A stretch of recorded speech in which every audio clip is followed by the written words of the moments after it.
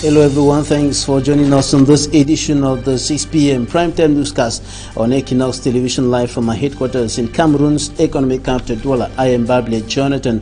In our top stories, the national chairman of the Social Democratic Front SDF political party, John Frundi, cast doubts on the victory of President Paul Biya at the October 7, 2018 presidential election in the Republic of Cameroon. Speaking to the press in the northwest regional capital, Bamenda, he equally expressed his support for the Anglophone struggle for justice and equality.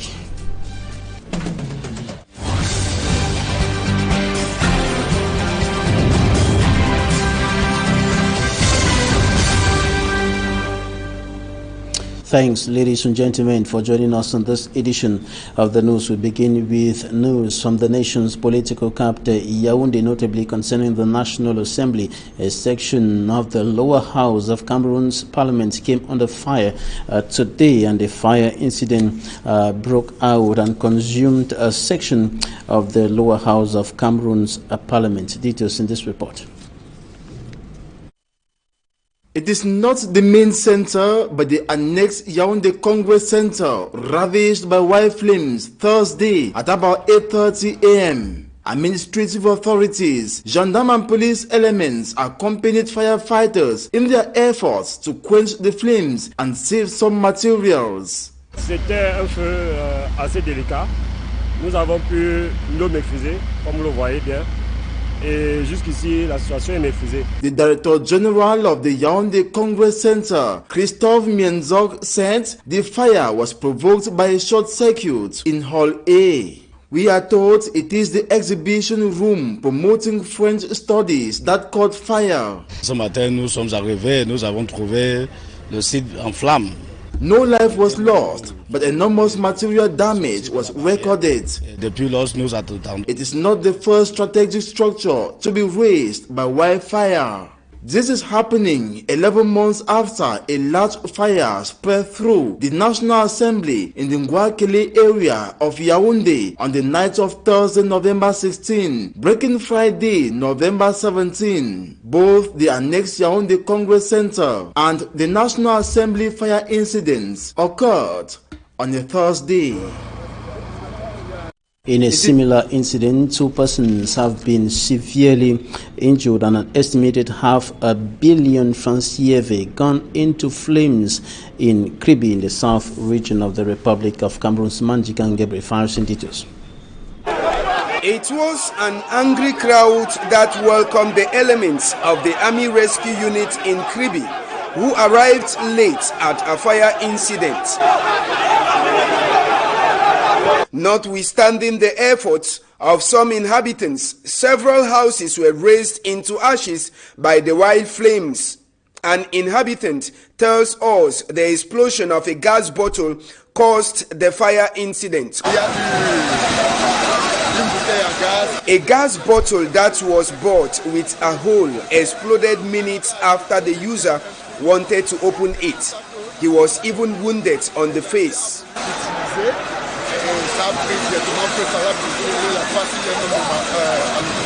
2 persons were badly wounded as a result of the explosion, and the properties lost have been estimated at about $500 million francs CFA, even though top administrative and security officials descended to the scene. They only used their eyes to watch as the flames ravaged the houses. This incident brings to questions the security of stores that deals in the sales of gas.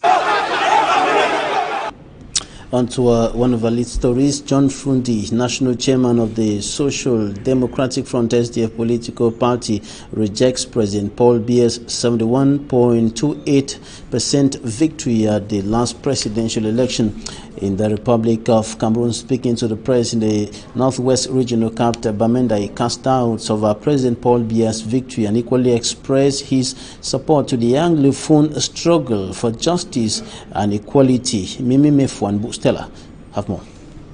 The chairman of the Social Democratic Front Party has put Paul Biya's victory to question. According to John Frundi, the 71% landslide victory of Paul Biya is a surprise. What was my mission?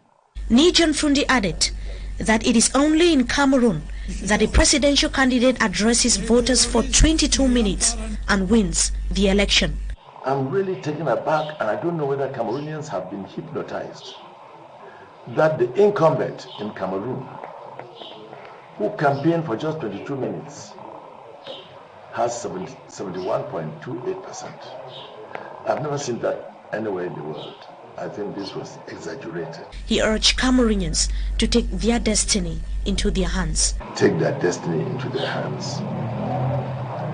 The future will tell. Nijan Fundi further expressed worries over the plight of the English-speaking population, which he said have a genuine cause. But to see children thieves go into a village and start harassing people, breaking into people's homes, stealing monies, forcing them to do things, is what I cannot understand. The leadership of Ambazonia should sit down and reorientate what they're fighting for, because they cannot be fighting to restore Anglophones, and the Anglophones are suffering much more. He said that his support to Anglophone Cameroonians is no secret and should not be misinterpreted. The Anglophone cause is very dear to my heart. I'm being accused for supporting Ambazonians. I support the Anglophone cause. Nijan Fundi condemned the fact that the Anglophone struggle has been hijacked by bandits and some government ministers. The Ambazonian cause, armed robbers, thieves, have infiltrated the ranks. Some highly placed ministers, I'm told, have formed their own gangs, and these are harassing the people. He called on the President-elect Paul Biya, whom to him has failed to take concrete measures at resolving the Anglophone crisis, to seek solutions before things get out of hand. And get it resolved. Otherwise, the way I feel now, I see the country going into a deeper problem, that if we do not take time and to resolve it early, will not be better in this country. Heads of state of the Central African Economic and Monetary Community CEMAC zone meeting in the Chadian capital in N'Djamena within the context of an extraordinary summit have congratulated President Paul Biya for his victory at the October 7, 2018 presidential election. He's been represented at that meeting by Prime Minister Philemon Yang. Now coming up, for me, Armstrong Sander takes a look at stakes and challenges on the table of heads of states at that extraordinary meeting taking place in the Chadian capital, N'Djamena. Extraordinary meeting of heads of states and governments of the Central African Economic and Monetary Community CEMAC is holding at a time when 6 of its member countries have been confronted with a slowdown in economic growth for 5 years. They include Cameroon, Congo-Brazzaville, Gabon, Equatorial Guinea, Central African Republic and Chad, whose reasons are varied. One of the reasons is the deterioration of the budget deficit and external account of these states concerned. There is also the problem of huge debts accumulated by these countries owing to a decline in business activities caused by heightened social tension. After its macroeconomic was characterized by a 0.4% recession in 2016, 2017 witnessed a deterioration in public internal plus external accounts coupled with a less comfortable monetary situation void of vitality. Against this backdrop, the heads of states and governments of CEMAC meeting in the Chadian capital N'Djamena under the invitation of the Chadian president Idriss Déby Itno, who doubles as acting president of the CEMAC, are expected to properly take stock of the situation and give a boost for the condition to be as good as possible. They are also expected to review the emergency macroeconomic stabilization measures adopted in December 2016. Beyond the economy of the region, CEMAC leaders are expected to come up with ways and means likely to strengthen peace in some of its member countries like Chad, Central African Republic and Cameroon, whose re-elected president they congratulated at the start of deliberations. Ethiopia now has her first female president, and Sahle-Work Zewde was elected as the country's ceremonial head after her predecessor resigned. Franklin Mwabe reports. Sahle-Work Zewde has been elected by Ethiopian members of parliament as the country's first female president. Ms. Sahle-Work, who is now Africa's only female head of state, is an experienced diplomat who has served as an ambassador for Ethiopia in Senegal and Djibouti. She has also worked for the United Nations, holding prominent positions like head of peace building in the Central African Republic. We must build on successes and attend to unfinished business so towns and cities can become models and drivers of sustainability. Before becoming president, Ms. Sahle-Work was a United Nations representative at the African Union. Her election as the ceremonial head of state comes 1 week after Abiy Ahmed, Prime Minister of Ethiopia, appointed a cabinet with half the post occupied by women. Ms. Sahle-Work was voted in after Mulatu Tessom, her predecessor, resigned. During a swearing-in ceremony, Ms. Sahle-Work promised to make gender equality a reality in Ethiopia. Her appointment has been welcomed by Ethiopians on social media as historic, describing her as Ethiopia's first female head of state of the modern era, while some look at her as Empress Zewde, who governed the country Ethiopia in the early part of the 20th century. The last African female head of state was Mauritanian President Amina Gurib Fakim, who resigned in March over many scandals. And Cameroonian authorities are stepping up efforts to ensure that all the infrastructures, notably stadia, that are expected to be used during the 2019 Africa Cup of Nations are ready before the December 31st, 2018 deadline. Today, Littoral Governor and President of the Regional Africa Cup of Nations African Organizing Committee visited some stadia under construction or rehabilitation in the city of Douala. Details in this report. Few days to the arrival in Cameroon of the Confederation of African Football CAF Security Commission October 30 and the CAF Inspection Team November 3rd, Littoral Governor and President of the Regional 2019 Africa Cup of Nations African Organizing Committee Samuel Dedone Vahadiboa is on the ground evaluating construction works at the African construction site in Douala.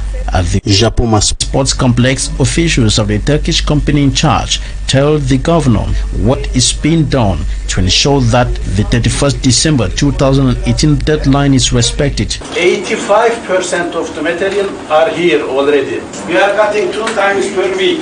This is north draining area, this is south draining area. This already grass is there.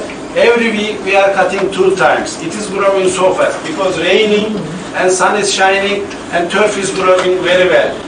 At the end of, we are little late, at the end of October, we will finish all the steel structure. End of October, first week of November. 4 days to end. Yeah, first because everything we are putting 2 axes. Governor Samuel Dedone Vahadiboa instructs the company to step up efforts to completely execute the works in time. After going through the different departments of the sports complex, he tells the press that though there is still a lot to be done, much has already been done. The company has doubled the workers that are performing in these fields, and also we are seeing that they are not only going to give us this stadium, the other one and the tennis club and swimming pool, all of them are on the way and they are working very well. There is no obstacle till now. The rainy season is going and we are sure that they are going to accelerate. The deadline, they will respect it. At the Omi Sports Stadium, he is told that work is advancing at a considerable pace and that the deadline will be respected. Same for the Bona Musadi and Bapelepe Stadia. That's it for this edition of the news. Thanks, ladies and gentlemen, for staying with us. Goodbye.